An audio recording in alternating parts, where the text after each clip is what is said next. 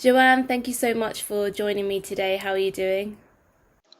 I'm good, just packing, so kind of left it to the end. I just put everything in a pile, like I need this. So now I just have to put it all in, organize it into my suitcase. But I'm getting excited because I'm leaving tomorrow. Oh, lovely. Oh, okay. So Yeah, it's like that last minute excitement when it makes it all real, doesn't it? Kind of getting ready and packed. yeah, yeah, definitely. Yeah, I'm excited now. And the last time we spoke was before your fight against Jennifer Maia. What have you been up to, obviously, since that time, since that fight? Geez, that feels like a while ago now.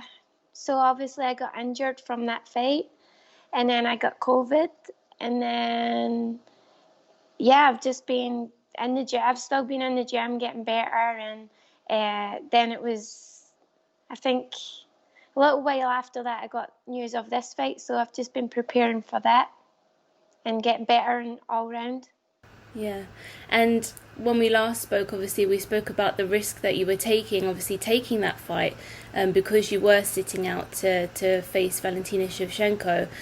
Do you have, obviously, looking back now, do you have any regrets about taking that fight at all?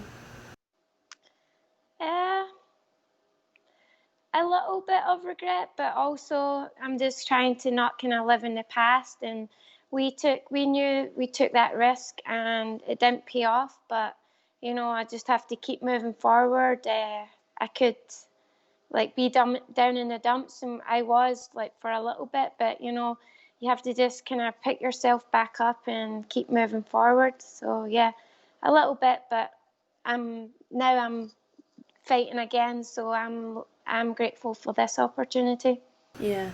And shortly after the fight, you fainted as well. Do you know why that happened?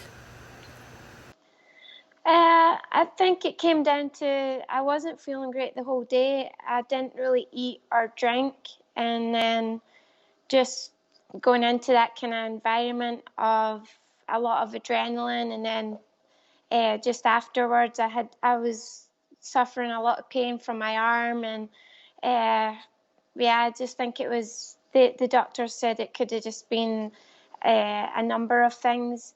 And then I did actually get COVID afterwards, so we don't know if it was like the start of that or yeah, there's a lot of things. But just now I'm like I feel 100%, and yeah, I'm like I don't really like thinking about what happened because it was pretty scary. But yeah, I'm healthy now, and that's all that matters. Yeah, good, good. And so you've got this fight with Jessica I coming up at UFC 257. Can you talk a little bit about how this fight got put together for you? I'm not sure, just the matchmakers. Oh yeah, I got cleared after my arm because I tore my two tears and two sprains from getting armbarred by Jennifer Maia. So once I was clear, uh, I told my manager, and then he told UFC, and then that's the name that they came back with. And I was excited because we were mentioned to fight before. So, yeah, that's just how it came about, and I was ready. And it was a little bit far. I was kind of wanting it to be at the end of 2020, but I'm grateful it's just a month later, so can't complain. And obviously, Jessica I has fought once for the title back in 2019. So, what are your thoughts on the matchup? Is this a matchup that you really like? Oh yeah, I really like this matchup. We're style wise and just where we are in the rankings, So, and yeah, like you said, she's already fought for the title. That's in my goal. So yeah, I think it's a great matchup. I think we both make a really exciting fight. Yeah. And stylistically, when you look at her past performances, how do you assess her in what she does? I like her style. I think it matches up great for what I like to do.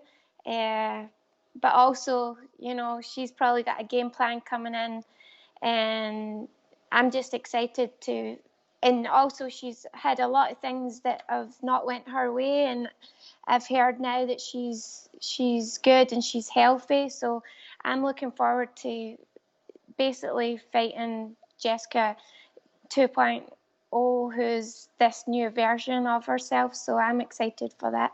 Yeah, and like you said, obviously with the ranking, she's ranked just slightly ahead of you. I think number 6. Is the aim to get back to that point where you were before the Jennifer Maia fight, and do you think this will help you to get there? Yeah, you know what? My goal has always been just to fight as much as I can. I want to stay active. This is the part when I'm fighting all the time. I love that. It's like when we stop, I'm like, I think this is the same with any fighter. We just, as soon as the fight's done, we're like, okay, when's the next time? Even though we've just drove ourselves crazy for the past however long the fight camp has been.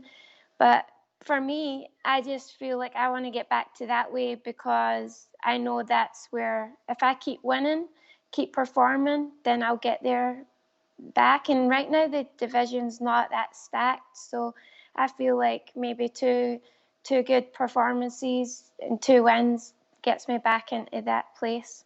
Yeah, okay. And, what do you think about the division at the moment? Obviously, there's a lot going on at the top of the division with Lauren Murphy, and then you've got Jessica Andrade. Obviously, she's expected to face Valentina next. What's your opinion on the landscape of things at the moment at women's flyweight? It's getting pretty exciting. I think it's still got another year or two. Right now I still think the strawweight division is the most exciting division. But yeah, I think this year and next year for sure we're going to see it's going to be up there, and we're going to be where the strawweight division is right now. Definitely. And what do you think? How do you think Jessica does against Valentina when that does come together? Andrade, Jessica Andrade. I've been saying that I think she's going to win. Honestly, I can see. I've fought her. She's so strong, and I've not fought Valentina, but I've heard she's strong as well. But I don't know. I just got a little bit of a feeling for Jessica that she's gonna do it. So I think it's going to be a great fight. But yeah, that's my prediction on that one. Yeah, and obviously you're facing Jessica I, obviously UFC 257, which is a great event. It's obviously the return of Conor McGregor. How excited are you to be on that card? I'm buzzing. Like I'm really buzzing. Like to go back to Abu Dhabi and uh, to be going back over there and experiencing Fight Island, because when I was there, it was before the pandemic. But yeah, Conor McGregor, he always brings a great buzz and great energy, so I'm excited for that. Yeah. How do you think the main event goes down between him and Dustin Poirier? Oh my gosh, it's so hard because I do like the both of them. Uh, I think Conor is just, and he's just in this completely different level of, if he wants to do it, he's going to do it. So it just depends if the year out for him is going to be an issue. But for someone like him, I don't see it being a problem. So yeah, I think I've got Conor for the win. But I feel so bad for Dustin because I love him as well. But yeah, Yeah. Conor. And this will be obviously the fights going on at Fight Island this time around will be the first to have crowds in attendance. What's your opinion on that? Because obviously you fought without crowds during the pandemic, and now there'll be crowds back again. What are your thoughts on that? So it's really exciting because I just feel like I'm someone that takes it all in, and I love that energy. And you know, the Scottish in me, I can take a punch, but having a whole crowd see you take a punch and then coming back like that, for me is I want that to happen. So I love having the crowd behind me. And yeah, it just feels more normal, and it feels obviously it won't be a full crowd, but it just feels like, okay, we're going in the right direction to the world being back to the way it was before, and having all the fans there and having that buzz and that atmosphere. Yeah. And like you said, obviously this is your second time to Abu Dhabi. You went, obviously competed there for UFC 242. Are you excited to see what Fight Island has in store in terms of it being slightly different this time around? Yeah, but I heard that we can't go to the beach this time round, so I'm a little bit gutted at that. Eh, but yeah, I'm excited just to say that I've done it. I went, so yeah, grateful for this opportunity. And the flight's going to be a little bit of a nightmare, but UFC are taking care of us. We don't have to worry about anything. So I'm really excited for this. So obviously with the crowd in attendance, it's going to be a slightly different feel for you this time around. How do you see your fight playing out against Jessica Ai? I just see me going in there, having fun, soaking it all up, and doing whatever I can to get that W and get back on the winning track. Is there any urgency at all, or do you feel any pressure to perhaps go out there and make a statement this time around, especially to make a statement to the division?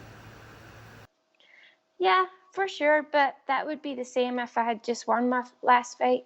There's always that pressure to go in there and perform. You're going in there and either you're going home with half your purse or your whole purse.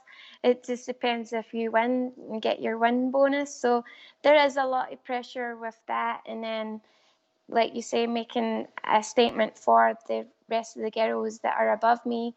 But it's good pressure, it keeps you on your toes, and if you can deal with that, and hopefully on the day I'll be good, and not really thinking about that there, letting my whole camp play into it, like being confident in that and just going in there and enjoying myself, being in the moment, but also, yeah, going in there and getting the job done. Yeah, and your first fight of 2021.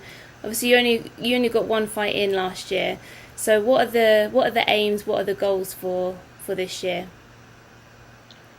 First one of many, hopefully, but hopefully another 2 or 3 for sure this year to stay active. Yeah. Okay. Well, we look forward to seeing you back in action, UFC 257 against Jessica Ai. Thank you so much for talking to me today. Awesome. Thank you, Louise.